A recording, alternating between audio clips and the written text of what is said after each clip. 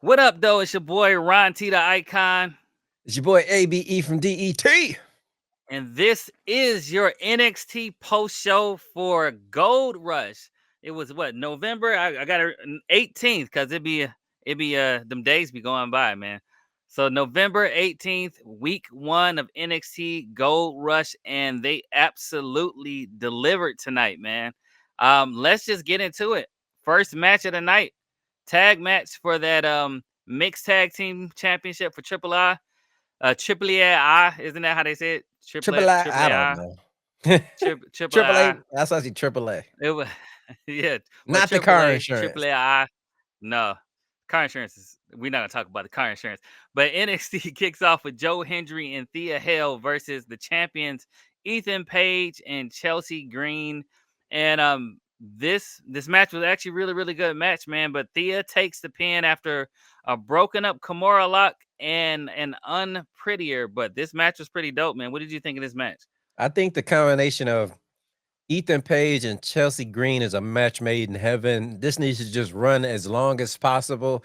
With Zack Ryder coming back, I don't know on the main roster if maybe he'll take that spot, but I think I enjoy this combination a lot, and it needs to keep running until it gets to. It looked like Lola Vice and Mr. Iguana might be taking those titles in the future. They Mm. seem to be making a little mixed tag run, and then you want them back in AAA. So, but anyway, I enjoy this combination of the two of them. So, and you know me, I'm not no Joe Hendry fan. So anytime he takes a loss, I'm all for it.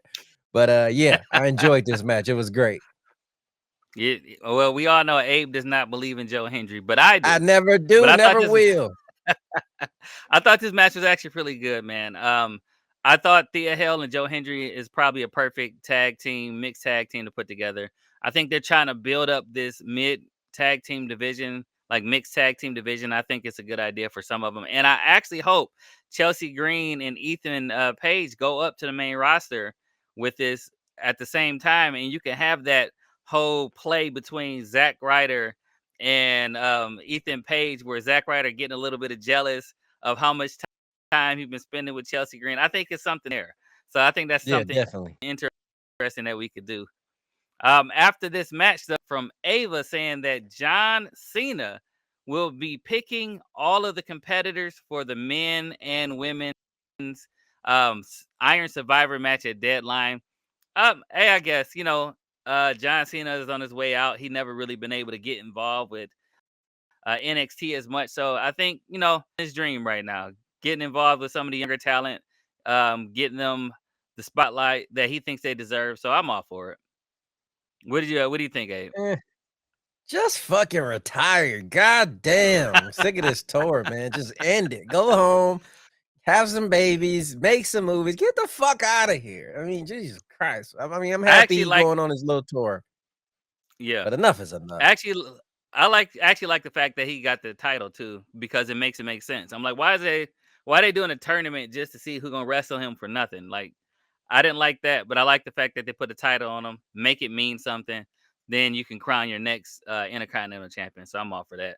After that, though, we had Tavion Heights was getting interviewed, talking about shooting his shot to get in that Iron Survivor challenge and winning it, and he gets attacked by Josh Briggs, and this will continue throughout Gold Rush. But they fought to the hallway. They were trying to break him up. But the very next match after that was actually I really enjoyed this match. This one showed a side of Blake Monroe that we have seen in AEW, and I enjoyed this. It was Blake Monroe versus Sol Ruka. Blake Monroe was putting that North American Championship on the line. She came out first, so that was the head fake. Looked like they've been switching it. Normally, when the champion comes out first, they drop it. But this year, it looks like they've been putting the champion out first. That means they're winning. So I see what y'all doing there. Y'all are paying attention to us paying attention. But Mm-hmm. um, so Ruka enters this match medically cleared, but not at 100%. And of course, that meant that Blake was going to target that left knee, and she did. And at some point, she removed brace from Sol Ruka's leg, put her in a submission hold, refused to let go.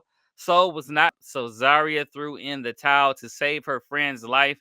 and we got that blank stare, evil stare into the camera as Blake was holding up the championship to a little bit of that dark side. But hey, what did you think of this match? I thought this match was dope. If anything, it furthered the story between Zarya and Sol Ruka because that's a collision course just waiting to happen.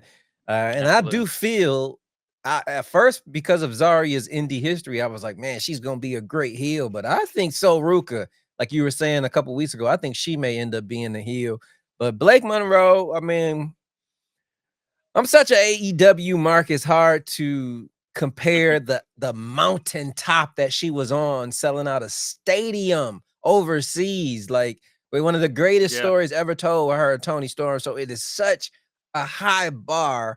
I'm grading her like unfairly right now, and I don't yeah, care. I'm gonna keep doing it. I mean, I just she's not where she was, but I can see her climbing. But it's gonna be a hard climb. She was on a mountaintop that I don't think will ever be reached again. So, but she where she want to be. She wanted to be a WWE star. She's there. She's doing her yeah. thing, and she's doing it. She's doing it. Yeah, she said that she wanted to she was okay with starting over and rebuilding up another legacy. And I can say I'm excited to see it. She shows she can be a fairly unknown wrestler in the US with AEW and build herself up. I think with this storyline being involved with the Zarya thing and then moving further and you get to see a little bit more of that dark side. I think she could really do that. Yeah. Yeah. And after that, we got a in-person, in the ring confrontation, face to face, as you whatever you want to call it, with Oba Femi and the NXT champion Ricky Saints. And Ricky showed that same arrogance he usually has, that bravado. But Oba told him that he left to get away from all of the distraction because that TNA versus NXT thing was beneath him. He wanted to go train and focus when he can come back for that NXT title. And he told him, "Daddy is home." That's what he told him. And man, Oba, I think NXT missed Oba when he was gone. I'm glad to see him back. And after that, we got Trick Williams, of course, came out to say that he wanted his title back. Then you got Miles Bourne came out, hit him with a chair shot, and then he called this shot and said, "I'm going to see one of you guys when I win the Iron Survivor." All these guys calling their shot. John Cena ain't pick you yet. Relax. Right. Wait for you before you can talk trash. But what did you think of this segment? Happy to see Oba back. I'm definitely happy to see Oba back. Unfortunately, I think he just gonna be another badge on the shirt of Ricky Stark. They're trying to build him up to be credible, but just standing there. I mean, come on, man. Look how big Oba is. If he wins clean versus Oba, it's just gonna be so unbelievable. I will say though, Ricky is winning me over a little bit. I like the part where Oba was like, "You dress a certain way," and then Ricky took the pose. That was funny The to me. It was pose, like yeah. he's not fighting it anymore. He's playing Yeah. into it. I like that. That was good. On the spot. What do you call it? I forgot the word. Improv. That was great. Yeah. But Oba, man, when he was breaking it down, the ruler is back, the conqueror is back, the bringer of this. That shit got me going, Yeah. man. So Oba killed it on the mic. Ricky did okay, but like I say, just standing face to face. Come on, man. How? How He's he's Sway? he's How is he gonna beat him? he's too small, man, in Right. comparison. It's just but what I hope this is the perfect opportunity to end the year with Ricky Saints cheating and turning heel. Mm, This would be the perfect opportunity for him to cheat, to win, to beat Oba. Don't now you got your heel Ricky Saints. That's what everybody wanted when he first came in the first place. You make some fans happy, and you get to lean in more to that arrogance, bravado thing, which you really wanted him to do. Something that, and I hate to keep comparing him to The Rock because it's hard not to. But then you get your from Rocky Maivia, Rocky sucks to your Rock. He was just arrogant, talking trash. You can let him let loose and do what he does best, man. So I hope that's where they go with this. definitely. Yeah. After commercial break, we got more of Tavion Heights and Josh Briggs, and it ended up with Tavion Heights going. So it looks like that was after that. I was glad so we can continue Where he on with belonged. everything else. Where everything else. I mean, I like Tavion Heights. I think got a lot of potential. I think if he does get into this Iron Survivor match, that could be the highlight that he actually needs to help him move up a little bit in some people's eyes as a competitor. But right now, I he's figured just out all what I talk. don't like about him. I figured out what I don't Yeah. like about him. It's his hair. His hair annoys me. He need to do something with his hair, that little curly top. I don't like that. That don't seem wrestler to me. That's what needs to be changed, his hair. He changed that, he might win me over. He need to braid it back or something. Do something with Something. That it. looks just like a little kid. My 9-year-old son got that hairstyle, man. Get out of here. What are you doing, man? You're a grown man and professional wrestler. Yeah, I don't know. It maybe might take it getting caught in the ropes or a cage or something. He said, "Yeah, I got to do something with this." Coming up next was Leon Slater and John Evans versus Dark State. This was a great match as well. This was on my list to be one of the breakout performances of the night. But call it ring awareness, call it the numbers game. But Javon Evans accidentally his partner Leon Slater with a flash, which got him eliminated ring after that by Dark State, and they hit Leon with the Doomsday Device, getting the win and retaining. Abe, what did you think of this match? I think this played into what we all want. We want that Slater versus Javon rematch. So this will cause a Yeah. little tension. Hopefully next week they stop this tag team buddy fuck fest. And let's get back to not liking each other and wanting to compete for the X Division title, because that's the match down the road that everybody wants to see, Javon Evans versus Slater for that title. Of course, Javon will not win. He's on the main roster, Yeah. got 1 foot up there, so he's not going to be taking the X Division title to the main roster. But still, we want to see that match. So, but this tag match was solid. I think everybody shined, everybody did their thing, and Dark State came out on top. You continue the storyline with the two, Slater and Javon. So nothing wrong with this match in my book at all. Yeah, I actually got to showcase as an actual tag team more, and they look good as a tag team, man. I thought this was a really good way to help them move it along, and it was a clean victory. It was like ring awareness to where he saw him on the top rope, he moved. Now you hit your partner, get rid of you. It was not much cheating. All you had Sugars jump up on the ring for a second for like a smart slight distraction, but that really didn't sway what happened in the match. This is just a smart veteran type move and ring awareness to get them to win. So I enjoyed that as well. Definitely.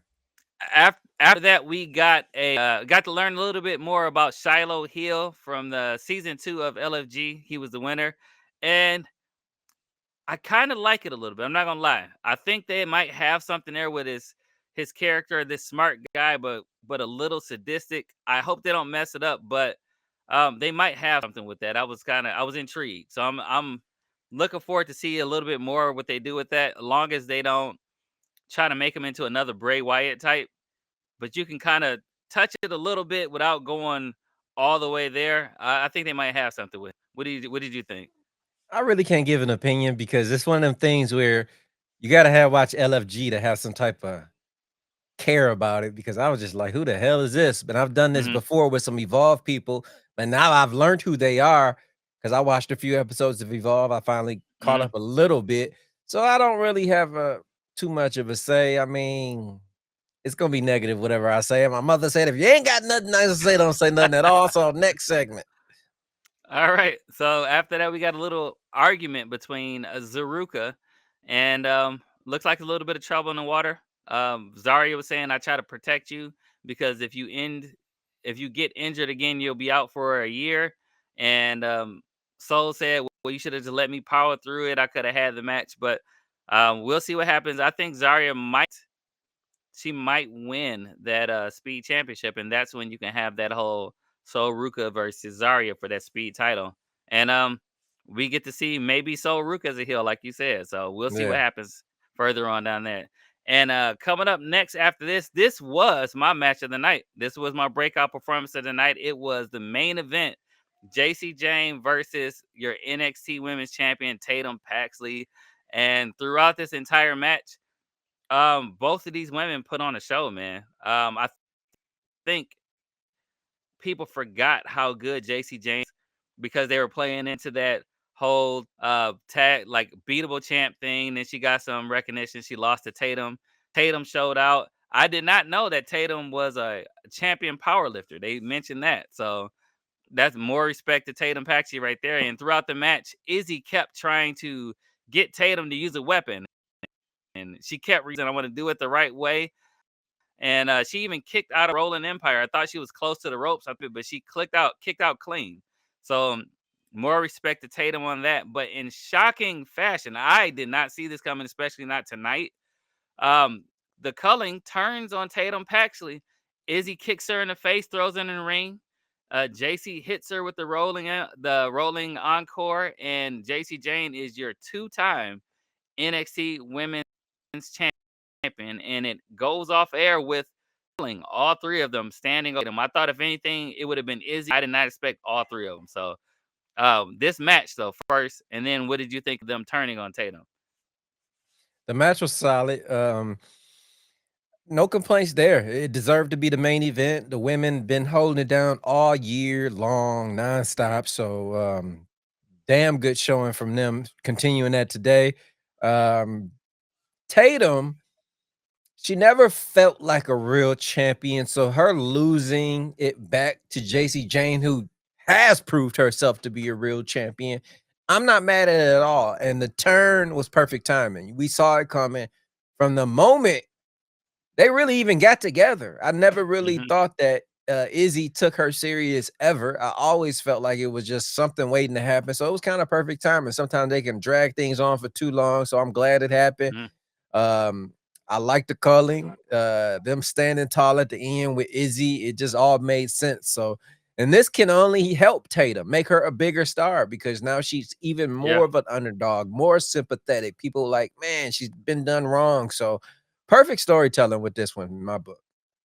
Yeah, I agree. Like I said, I saw it coming. I thought it was gonna happen at deadline or something like that. I thought she was Right. gonna give Izzy a chance at the title, be a friendly match, and then it was gonna happen. Like all three of them would turn on her, or the other two would turn on her. That well, I didn't expect it to happen tonight though, but I like it when you surprise me. That's the best thing. Like we read too much on the internet, people post spoilers, all that type of stuff. To be genuinely surprised in professional wrestling today is it's a treat, man, because it doesn't happen a lot. So great showing tonight, NXT. From a scale of one to show tonight. Uh, so it was about a, I want to say about a 8.2 in my book. It was a solid show. A couple things. Like I say, Tavion Heights, he just don't resonate with me. Them fighting through the whole show, that was a little bit unbelievable, but everything else was solid in my book. 8.2 for sure. Yeah, I would give it an 8.7. It would have been a 9 for me, but just like you said, that I think that Tavion and Briggs thing, they could have ended that in one segment. Dragging Yeah, it on a little bit longer, that brought it down a little bit to me. Let them have their little fight, break it up, and then have them both be in the Iron Survivor match, and we get to see more of it then. But right, yeah, right. dedicate another segment to it. It kind of brought it down a little bit, so it's an 8.7 for me. But like you said, solid show. Every wrestling Yep, match, every match was really good. So, definitely. so we got next we'll have another NXT Gold Rush. It'll be for week 2. There's a lot going on there. I think John Cena is supposed to be picking his contestants or competitors for the Iron Survivor match for both the men's and the women. So John Cena will be on NXT. I'm excited for next week because some of the championship matches, and there's a possibility that every woman from Fatal Influence could get a title. So we'll see what happens there as well. But when will they see you, Abe? Every day. Every day Yeah, on every channel. I mean, just like that now. Holy shit wrestling, holy shit sports. And yeah, every day tonight we'll definitely be doing NXT. I mean not NXT, AEW, Dynamite, myself, Rose, and Bob Bro. So stay tuned to that. yeah, and shout out to the Detroit Pistons, man. They're on an 11 game winning streak. Um, not the bad boys aren't back. I think they're gonna be calling them the Nasty. So shout out to the Nasty boys. We are living I in a will see great where they go time with where though. Every one of our sports teams are relevant. Every Yeah, single one is a playoff contender, if not a championship contender. Every single one. That's crazy. And I've never lived in yeah, a time like this in Detroit. exactly. It's been like heartbreak, heartbreak, heartbreak. Oh, we got a good team Right. up, heartbreak. So yeah, it's exciting to be a sports fan in Detroit right now. Well, like I said, until Yep. next time, it's your boy Ron T. the Icon, It's your boy AB from DET. and you've been watching the NXT Gold Rush Post Show, the Holy Podcast. Peace.